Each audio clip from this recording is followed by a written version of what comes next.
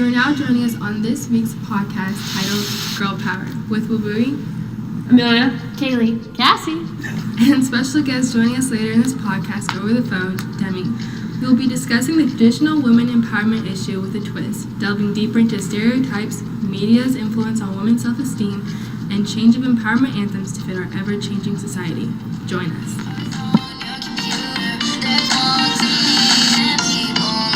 So today I think we're going to start out by talking about female stereotypes. And, one question I have is, how have you guys faced female stereotyping in your own lives?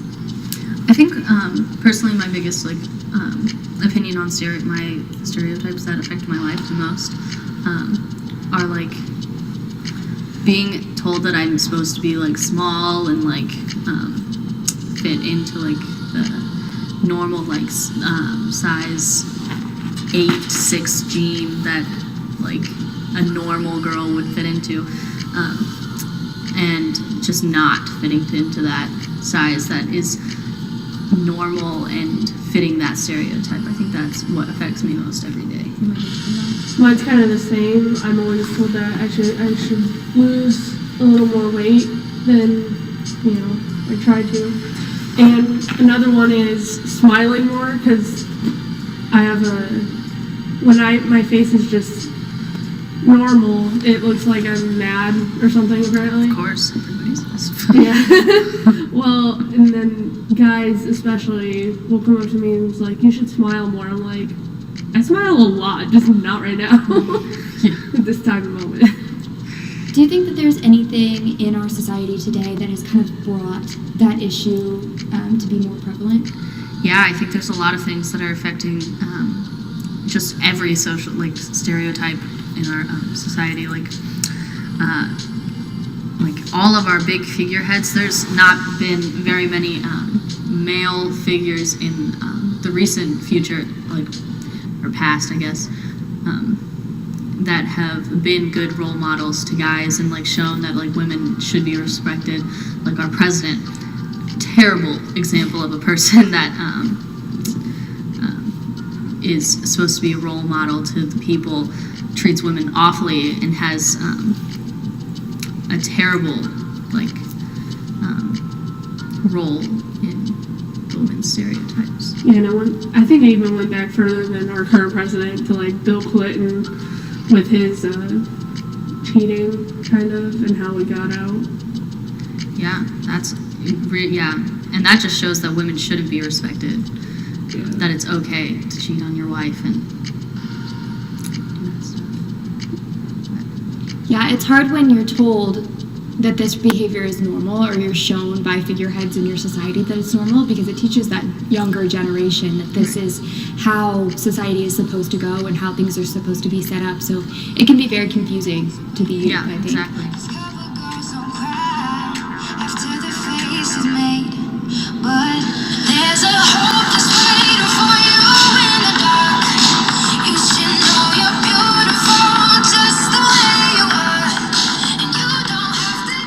How do you think media has affected women's images of themselves? I think the media, I think it's hurt a lot of women's self-image and what they think of themselves. I think they have a high standard of what they should live up to, because they see everything, magazines, commercials, everything in the media, and they see these women that aren't realistically looking. They don't look real. And they get themselves down about it because they realize they're never gonna look like that. And yeah, I definitely agree with that. We see the really skinny runway models, and then we see the perfectly curvaceous girls on magazines, and it's very hard to find that happy medium. And it's not, they don't ever say you're this body type, so you should look like this. It's just everyone wants you to look like this or this, and that can be very hard for a young girl growing up to see and try to live up to those standards. Yeah, definitely. And that is hard for every person, no matter your size. Even the really small girls that are seemingly in the magazines, that look like they do in the magazines, they still get the turmoil for looking like that. Speaking of magazines and models, when they use Photoshop and airbrushing, do you think it hurting the image of themselves as well as the women seeing them, since they're using airbrush and Photoshop for it to be fake. I definitely think that all women know that pictures are photoshopped and airbrushed, but we also know that society likes that. We know that that's what's acceptable. So yeah, it hurts our self-esteem because girls are actually trying to look like that, or we understand that this is just a standard that we were never made to actually fit into. Yeah, no, I agree.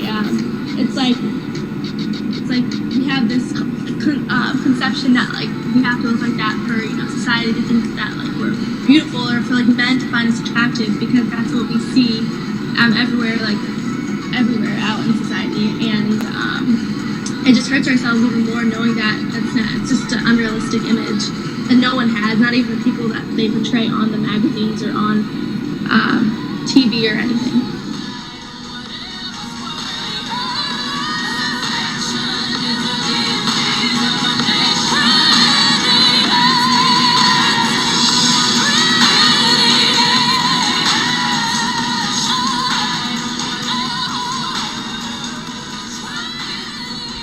Some songs of like the past and how they're prevalent and how they relate to like the newer songs. So if you have anything that you'd like to say about that. Yeah, okay, so for instance, I know a lot of artists in the past have come up with female empowerment songs, such as Diana Ross, Madonna, Cyndi Lauper, and for the most part, that the issue of females being less than males has always been prevalent, but in that time period, in the 80s and the 90s, it wasn't as big of a deal as I feel like it is today, with songs today coming up with, like, Haley Steinfeld's Most Girls. It talks about the girls as a whole and being who you are and who you can strive to be like the majority of women in society, whereas Cyndi Lauper's The Girls Just Want to Have One talks about just like a specific type of party girl, some girl that wants to go out, which is not a bad thing. It just kind of singles out one type of person. So I think that today's society, it's much more prevalent to talk about all of women and how it's good to be that normal woman that you didn't see much of in the past.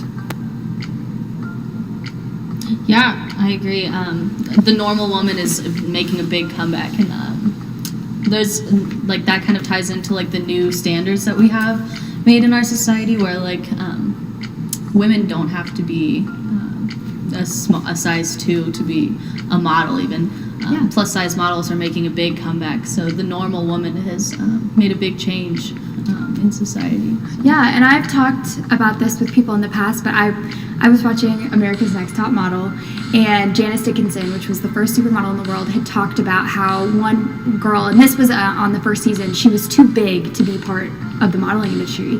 And Tyra Banks, who's on the other side, said, no, you don't understand, this industry is changing, it's all evolving, and it's going to that normal demographic, and you're going to see that blow up, and if you aren't a part of it, you're going to lose money in the industry. Yeah.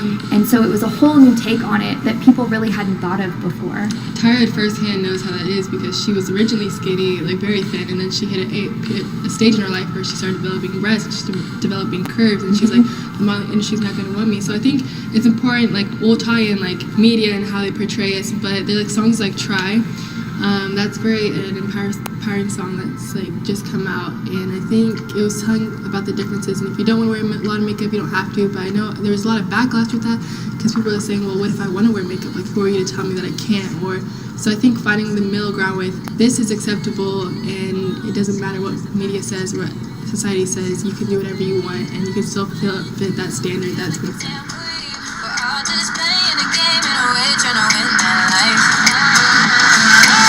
Most girls are smart and strong and beautiful. Most girls work hard, go far, we are unstoppable. Most girls are fight to make every day. No two are the same. I wanna be like most girls. For everyone tuning in today in our discussion of stereotypes, media's influence on female self-esteem, and changing of empowerment anthems to fit our ever-changing society. Please join us next week as we analyze why Guys suck!